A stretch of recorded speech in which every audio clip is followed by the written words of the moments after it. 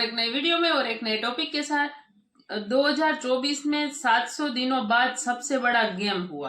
तो ये तो किसके साथ गेम हुआ? पुतिन के साथ हुआ है ऐसा मैंने सुना है, लेकिन देखना पड़ेगा। रशिया के साथ हुआ है, कुछ बड़ा गेम हुआ है, लेकिन देखना पड़ेगा। और दोस्तों, गेम तो अब भारत के साथ भी हो रहा है, खास करके उसके लिए हमें एकता बना के रखनी पड़ेगी। हो सकता है कभी भी चाइना के साथ युद्ध छेड़ सकते हैं ये हो सकता है।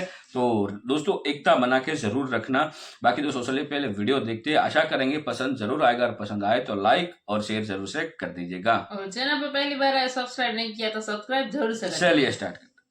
नमस्कार दोस्तों, स्वागत है आपका हिंदी नॉलेज शो में। तो दोस्तों, रूस यूक्रेन युद्ध को करीबन 700 दिनों से ज्यादा हो चले हैं और इस युद्ध में कल रात कुछ ऐसा हुआ है जो अभी तक नहीं हुआ था। जी हां, दरअसल रूस यूक्रेन युद्ध से दो सबसे बड़ी खबर निकलकर सामने आई है जिसने इस युद्ध को एक नया मोड़ दे दिया है। सबसे पहली खबर तो यह है कि रूस से यूक्रेन की तरफ एक प्लेन आ रहा था और यह प्लेन रूसी वायुसेना का था और इसमें करीबन 65 यूक्रेन के सैनिक बैठे थे। आप कहोगे कि यार, रूस का प्लेन है, यूक्रेन के सैनिक कैसे बैठे होंगे? तो दरअसल ये लोग युद्धबंदी थे, मतलब कि युद्ध के मैदान में रूसी सैनिकों ने इन यूक्रेन के सैनिकों को पकड़ लिया था और अपने देश की जेलों में बंद कर दिया था। तो अब हुआ ये कि अब से कुछ दिन पहले रूस और यूक्रेन के बीच में बातचीत हुई और जो एक दूसरे के सैनिक इन दोनों देशों ने पकड़ रखे हैं उन्हें एक्सचेंज करने की बात हुई, जिसमें दोनों देश एक दूसरे के जो सैनिक इन्होंने पकड़ के रखे हुए हैं उनकी अदला बदली करेंगे। तो कल यही की जा रही थी, जिसमें 65 यूक्रेन के सैनिकों को ये रूसी प्लेन लेकर जा रहा था यूक्रेन की तरफ। लेकिन अचानक से इस प्लेन में कुछ गड़बड़ी आ गई और ये हवा से जमीन पर गिरने लगा और जमीन पर गिरकर क्रैश हो गया, जिसमें सारे युद्धबंदी मारे गए, इंक्लूडिंग जो इसमें रशियन पायलट थे वो भी मारे गए। अब जैसे ये घटना सामने आई तो उसके बाद रूस ने ये इल्जाम लगाना शुरू कर दिया यूक्रेन पर कि ये प्लेन तकनीकी खराबी से नहीं गिरा, बल्कि इसे यूक्रेन की सेना ने पैट्रियोट एयर डिफेंस सिस्टम की जो इंटरसेप्टर मिसाइलें होती हैं उनकी मदद से मार गिराया है। और ये इल्जाम बहुत ज्यादा बड़ा था क्योंकि रूस खुलेआम कह रहा था कि यूक्रेन ने अपने ही 65 सैनिकों को खुद मार गिराया है। इस पर यूक्रेन की भी प्रतिक्रिया आई, उन्होंने भी जमकर जवाब दिया कि जी, हम अपने ही सैनिकों को क्यों मारते, हमें तो इस प्लेन के बारे में पहले ही पता था कि ये हमारे युद्धबंदी लेकर आ रहा है, ऐसे में हम अपने सैनिकों को कैसे मार सकते हैं।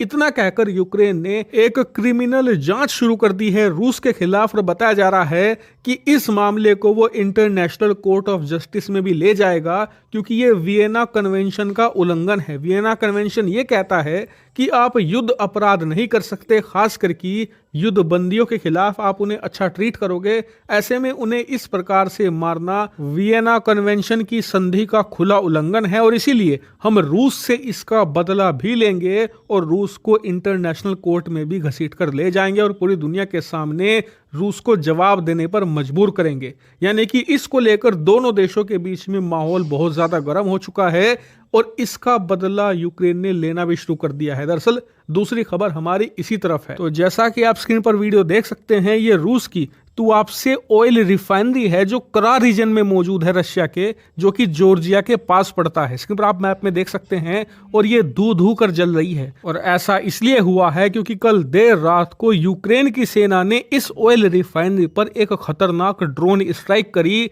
जिससे कि इस पूरी रिफाइनरी में जबरदस्त आग लग गई। और ये रूस के लिए एक बहुत बड़ा मैसिव लॉस है, क्योंकि ये रिफाइनरी कोई छोटी मोटी नहीं थी, ये रूस की टॉप 3 ऑयल रिफाइनरीज में आती है। ये बहुत बड़ी और शक्तिशाली थी। इतना ही नहीं, इस ऑयल रिफाइनरी में वो अपना कच्चा तेल रिफाइन करके उससे अलग अलग पेट्रोलियम प्रोडक्ट निकालता था, पेट्रोल, डीजल, गैस, इसके अलावा अन्य पेट्रोलियम प्रोडक्ट, इन सबको बेचकर वो मोटी कमाई करता था। लेकिन अब ये पूरी रिफाइनरी ठप पड़ चुकी है और तबाह भी हो चुकी है, जिससे कि रूस को मिलियंस ऑफ डॉलर नहीं, बिलियंस ऑफ डॉलर का नुकसान होगा। और इस ऑयल रिफाइनरी को दोबारा खड़ा करने में भी जबरदस्त खर्चा होगा और समय लगेगा, वो अलग। वहीं यूक्रेन ने कहा है कि ये तो उसके बदले की अभी शुरुआत है, वो अपने 65 सैनिकों की मौत को जाया नहीं जाने देगा और रूस को इसकी कीमत चुकानी ही पड़ेगी। वहीं रूस क्या कर रहा है, तो रूस अंधाधुंध मिसाइलों की स्ट्राइक कर रहा है यूक्रेन के ऊपर अलग अलग शहरों में, और इस वजह से रूस यूक्रेन युद्ध जो पिछले लगभग 100 दिनों से ठंडा पड़ा हुआ था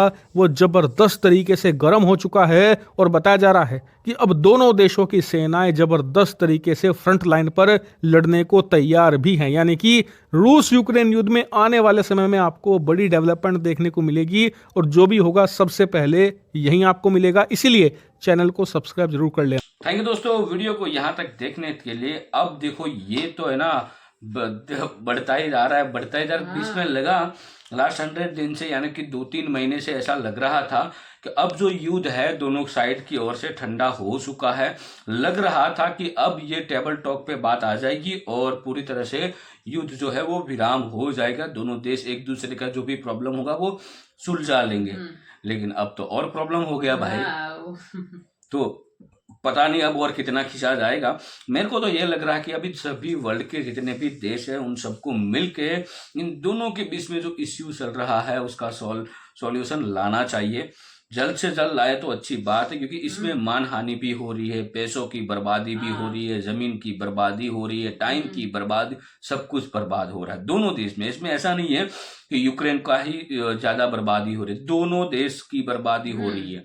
और उनमें से खास करके रशिया जैसे कंट्री को तो जब बर्बादी के तौर पे आता है तो बाकी देशों को भी झटका लगता है। तो उस हिसाब से मेरे हिसाब से तो अब कुछ ना कुछ करना चाहिए बाकी देशों को मिलके, लेकिन क्या करे वो किसी को नहीं समझ में आ रहा है।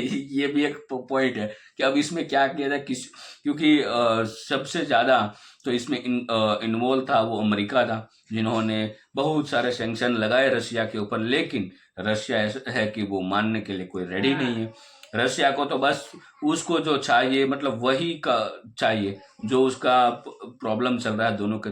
बस रशिया का एक ही टारगेट है, पूरी तरह से यूक्रेन को बर्बाद करना।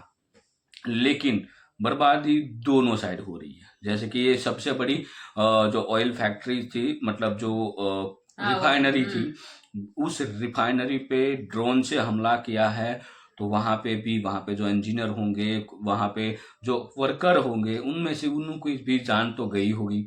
इतनी तादाद में आपने देखा है कि वीडियो में पूरा जलता हुआ। तो जहां आग तो लगती है तो धुआं सब जगह पे निकलता है, ये तो समझ में आता ही है। तो उस हिसाब से मैं मानता हूं कि अब ये जो है कहीं स्टॉप होना चाहिए। लास्ट 3 महीने से ऐसा लग रहा था कि अब ये स्टॉप हो जाएगा। दोनों देश एक दूसरे के साथ बात करने लगे हैं प्रॉब्लम के लिए।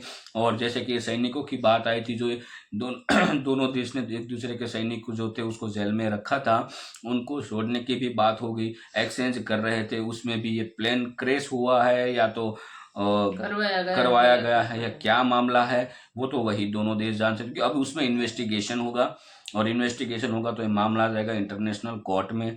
जब इंटरनेशनल कोर्ट में मामला जाएगा तो वहां पे रूस को तो आंसर देना ही पड़ेगा। रूस तो यही कहेगा, मेरे को लग रहा है कि भाई कि यूक्रेन वालों ने ही उड़ा दिया है। मतलब जो एयरबेस पे जो मिसाइल रखते हैं ना, कोई प्लेन आ गया बाहर के कंट्री का, तो क्या जैसे ही आया तो डायरेक्टली मिसाइल ऑटो मोड पे निकल जाती है और उसको प्लेन को ध्वस्त करती है।